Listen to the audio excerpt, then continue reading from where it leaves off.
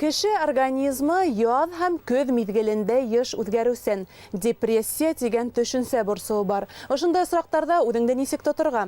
Тәжрибәле психолог Мифтахетдин Аҡмулла исемендәге Башҡорт дәүләт педагогия университетының психология факультеты деканы Лилия Халикова менән ошо хаҡта әңгәмәләшәбеҙ. Хәйерле иртә, Лилия Рәшит ҡыҙы. Хәйерле иртә. Хәйерле иртә, студияла күреүегеҙгә шатбыҙ.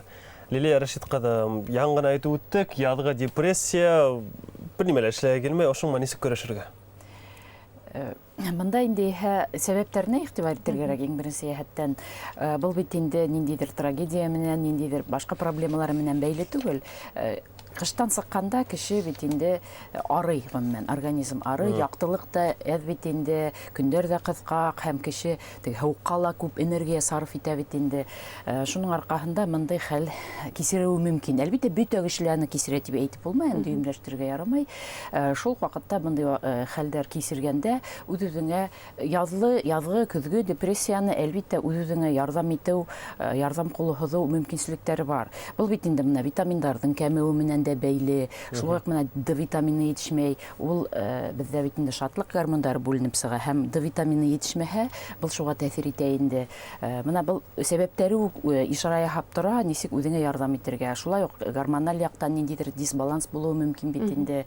Айырыуса мында үҙеңдең организмыңды белергәрәк, үҙеңдең ауырыуҙарыңды белергәрәк, һәм яҙ көнө улар көсөргәнеш кисерә һәм ҡалҡып сығыуы мөмкин.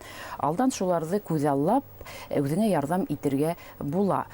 Был беренсе юлдарына килгәндә, әлбиттә, мында мына туҡланыу режимына иғтибар итергәрәк, витаминдар етмәгәс, энергия ныҡ сарыф ителгәс, мында ит, балыҡ продуктлары, айырыуса тауыҡ, йәшелсә, емеш-еләк, былар инде шатлык гормондарына гомумән организмды нығытырға һәйбәт бит инде. Витаминдар ашарға кәрәк.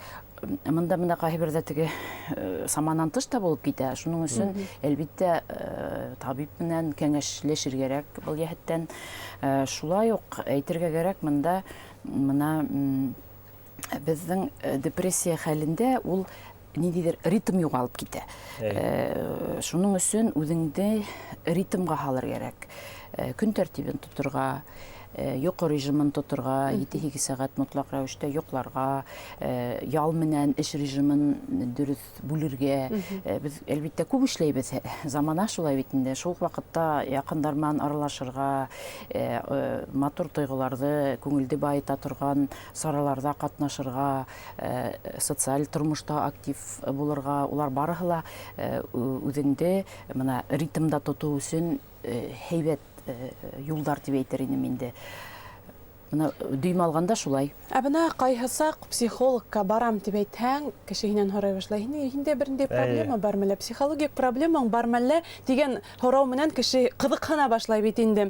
Бына ошоларҙан уңайһыҙланып кеше бармаҫҡа мөмкин бит инде. Бындай осраҡтар күпме һәм һеҙҙең быға ҡарата ниндәй фекерегеҙ? Осраҡтар, бындай күренештәр бик күп түгелдер хәҙер, сөнки кешенең психологик яҡтан белеме үҫеп бара бит инде. Цивилизованный тормошта йәшәйбеҙ бит инде. Һәм ғөмүмән миңә мына кисә генә берәү контакттан яҙҙы инде, мин үҙемде насар тоям, һеҙ миңә психолог табып бирмәҫһегеҙ микән, миңә ул егет кеше инде, миңә ир психолог кәрәк дип, мин мәҫәлән контакттарым бирҙем. Шуның өсөн мында үҙеңде был теге бик психолог менән психиатрҙы бутау менән бәйлелер. Ләкин былар бит инде ниндәйҙер стереотиптар, уларҙан арынырға кәрәк. Кеше бит инде хәҙер заманда, әгәр ҙә һинең проблемаң бар икән, һәм был проблеманы үҙең хәл итә алмайың икән, мына был алдағы әйтеп кителгән ысулдар бармай икән, һаман да һинең кәйефең дә, хәл торошоң да яҡшырмай икән, был үҙ-үҙеңә яуаплылыҡты алып, белгескә мөрәжәғәт итеү, ул бер ҙә оят, насар хәл түгел. Улар бит учетҡа ҡуймайҙар. Был бит инде психолог, ул һау кешеләр менән эшләй, психик яҡтан һау кешеләр менән. Ләкин психик яҡтан һау кешеләрҙең дә психологик проблемалары булырға мөмкин. Шуның өсөн ғөмүмән белгестәргә мөрәжәғәт итеү мәҙәнилеген үҫтерергә кәрәк, һәм был бер ҙә яҙыҡ эш түгел. Аңлашылды. Лилия Рәшит ҡыҙы, һеҙ психология факультеты деканы Укучыларга да арасында ла хидлем ошо язгахан кайф төшүп депрессияга берилип берүүдер. Булып китә, әлбиттә, әле яңарак кына шул безнең студенттар менән һөйләшеп алдык, нишләп бойыгып киттегез, нинди активлык күрһәтмәегез дип, гомумән дөйем ил хәлләренә тәэсир итәргә мөмкин. Менә айрылса менә пандемия вакытыннан һуң уларны рәткә килтереп алуы кыен гына булды, чөнки пандемия вакытында менә ритм югалды бит инде. Теге мәгариф системаһы, гомумән белем алу системаһы әллә төрле булып китте бит инде. Иртәнсәк бару, йыуыну, үзеңне рәткә килтерү, эшкә бару, укырга бару, шул ритм югалды. Һәм язгыһын да шундый хәлләр булуы мөмкин. Ләкин уларда әлбиттә безнең күп теге саралар күп, хәзер тәрбияви саралар да күп, шуларда инде тәрбияви саралар да тотып, аларны игътибар итеп кәефтәренә шулай торырга тырышабыз инде. Ә бына депрессия төшенсәһен кеше үзе булдыра дигән фекер дә йөри бит инде, ягъни төрле насар уйдар, фантазиялар аркаһында кайһы бер кеше үзе батыра дигән фекерҙәр бар. Бына психолог буларак һеҙ нисек уйлайһығыҙ? Әлбиттә, теге бүгенге көндә мәгълүматлаштырыу заманында яшәйбез, бик күп мәгълүмат, бик күп мына билдәһеҙлек заманында яшәйбез. Әгәр дә кеше бирешкәндәй булмаһа, әлбиттә, ул бөтөнләй төпкә төшөп китмәй, бына депрессияның тәрәнгә дип әйтермен.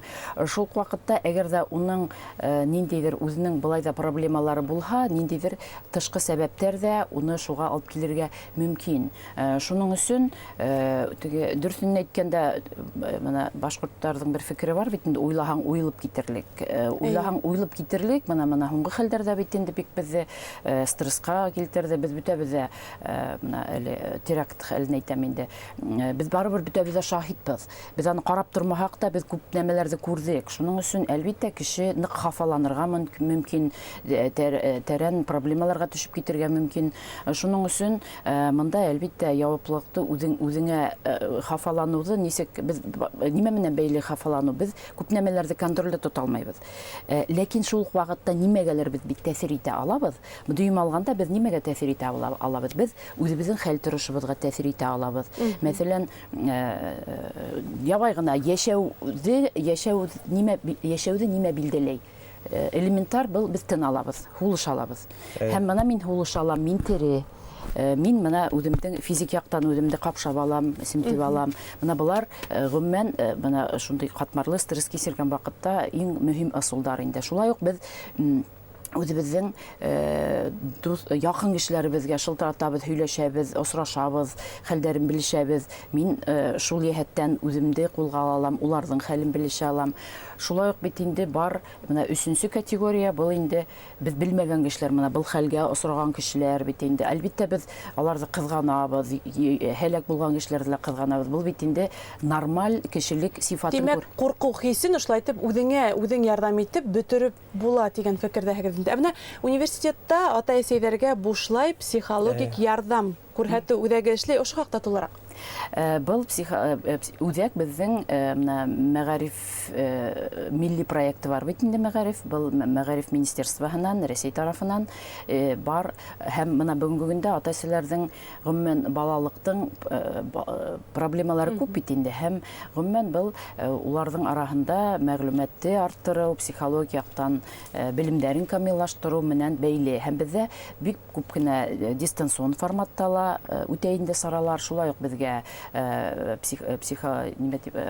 ата-әсәләрнең клубы эшләп килә.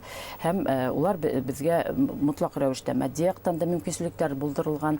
Һәм был 2022 елдан бери эшләп килә. Һәм монда инде ата-әсәләр безнең сайтта ла булдырыла мәгълүмат бар, мөрәҗәгать итә алалар үзләре индивидуаль рәвештә. Шул вакытта без гомумән дөйем безгә күпселек осракта мәгариф өлкәләреннән инде работниктары мөрәҗәгать итәләр, һәм мәктәптәр мөрәҗәгать итәләр, һәм вебинарлар үткәрәбез, хатта без барып үткәрәбез төрле районнарга бик күп сыгабыз. Әле генә Хайбуллала булдык, Бурайда бик зур мероприятие үткәрдек инде. Әле безнең көтүп торган менә мәктәптәрдә күп.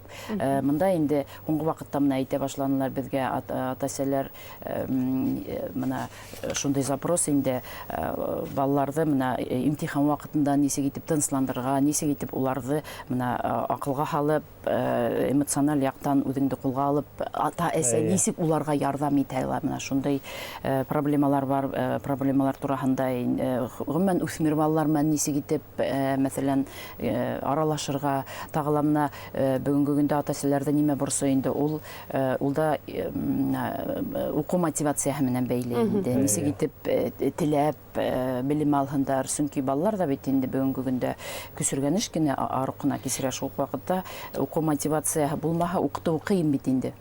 Әлеге көндә һәр кем тимәк һеҙҙең үҙәккә шылтырата ала инде. Әлбиттә.